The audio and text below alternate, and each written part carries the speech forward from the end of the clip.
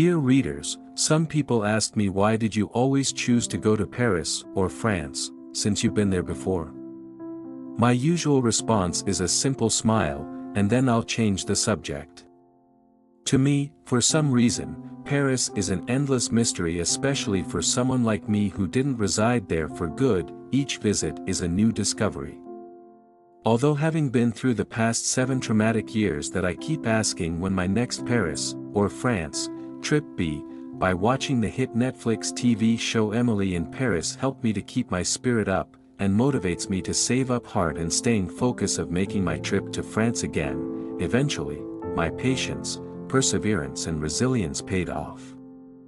By early this year, I was exhilarated when I realized that I was able to revisit Paris again, and I had written a long list of places that I wanted to go, which sadly I cannot go to all of it. Among them, there are a couple of places that are in my must-go list, and one of them is the historic perfume museum, Musée Dorin Paris.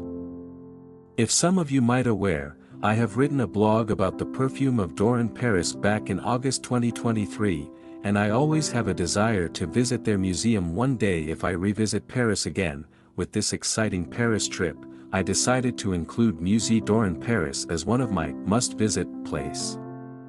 It was a gloomy day when I arrived at the museum, which located in Chatou, about 40 minutes train ride from Paris city center.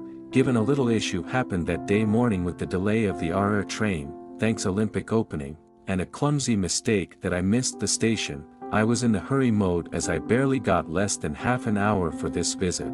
I was told to call a telephone number that the Dorin Paris staff gave me before the trip, and someone inside the premises will open the main gate for me. As I called, it was a soft-spoken gentleman on the other end, and accordingly, I introduced myself and then the main gate opened. After passing the main gate, there was a rotunda grassland and then a classic Parisian private mansion behind.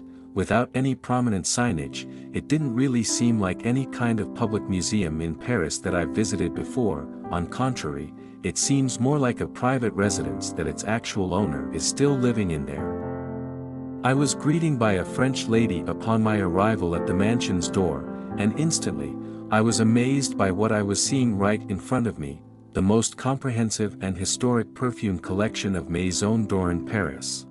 Walking across the foyer to the main hall of the museum, one can find the rarest and valuable artifacts of the perfume house on the right-hand side. Each cabinet showcased the earliest Maison Dorin Paris cosmetic product, which the house famous for originally, dated back as early as the late 19th century.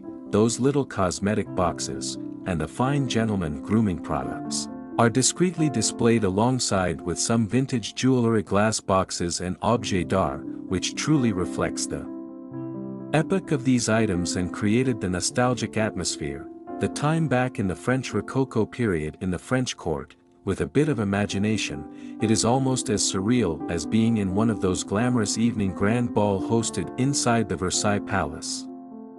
Brushing shoulders with those glamorously dressed ladies, and handsome gentlemen guests, and being able to sniff their sumptuous perfume and cosmetic powder which they were wearing under the rhythm of the light-hearted French entertaining music.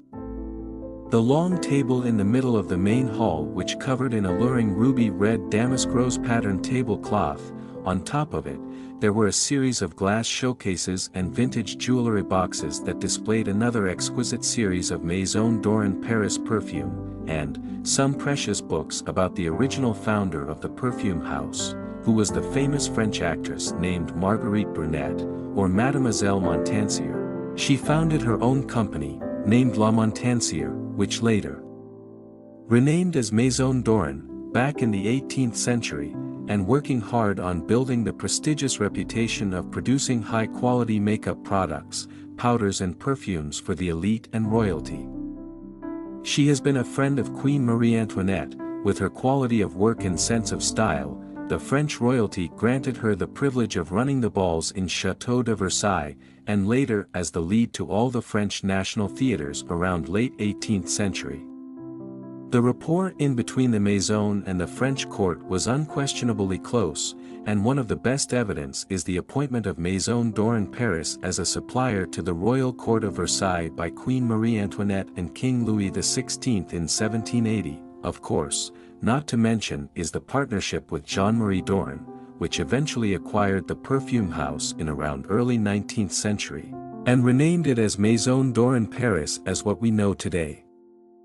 Now let's go back to the present time at the museum. Of course, for all the perfume connoisseurs and collectors, the left side of the main hall should be the most intriguing part, as it showcased the entire perfume collection of Maison Dorin Paris, from its iconic Les Classiques collection, featuring the legendary Un Air de Paris in different variations, to the more contemporary editions such as Les Dorins and my favorite Eaux Poudres collection, alongside with their classic and clean packaging, in the classic cupboard with the brand's coat of arms in the center, which enables each visitor to experience the olfactory beauty of this historic perfume house, and slowly enjoy its perfume creation from the past to present and see how the style evolves.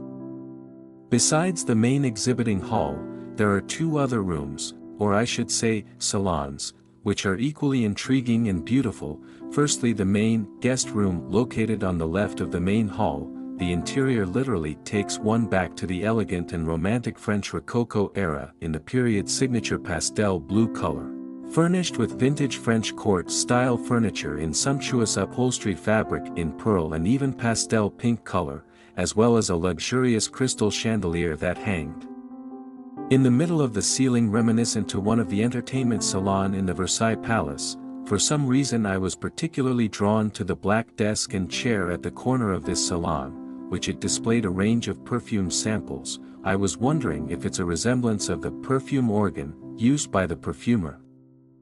On the opposite side of the guest room, there's another salon which it seems like a dining room to me, as there's a dining table located in the middle of the salon, which surrounded by a couple of dining chairs in a bit of Second Empire veranda style, another sumptuously decorated room in French Rococo style in light blue color, and the vintage lychee red Rococo leaf patterned curtains upholstered in front of each floor-length window, same as the guest room. This room also filled with a selective series of perfume by Maison Dorin Paris, which enable guests to experience the olfactory beauty while marveling such sumptuously decorated and historic interior. Another noteworthy spot inside the museum is the decorative wall at the foyer, which one can find a collection of whimsical objets d'art in ornate gold, floral decoration and luxurious fabric. Each set was placed inside a large bell jar, which makes it look like a valuable range of French imperial art decorations.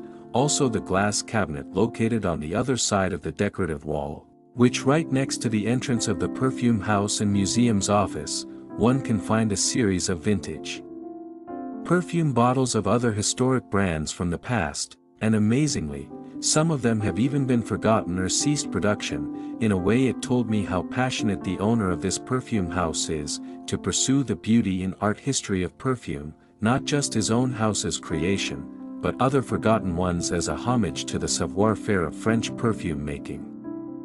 Throughout the visit I was accompanied by the French lady from the Maison, and then almost by the end of the tour, a senior gentleman came up to me and greeted me in person, surprisingly without knowing.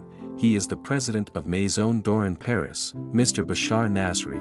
At that moment, I suddenly realized that the person that I called when I was at the main gate is Bashar himself. Which it surprised me, as I didn't expect to be greeted by the president himself in person on that day.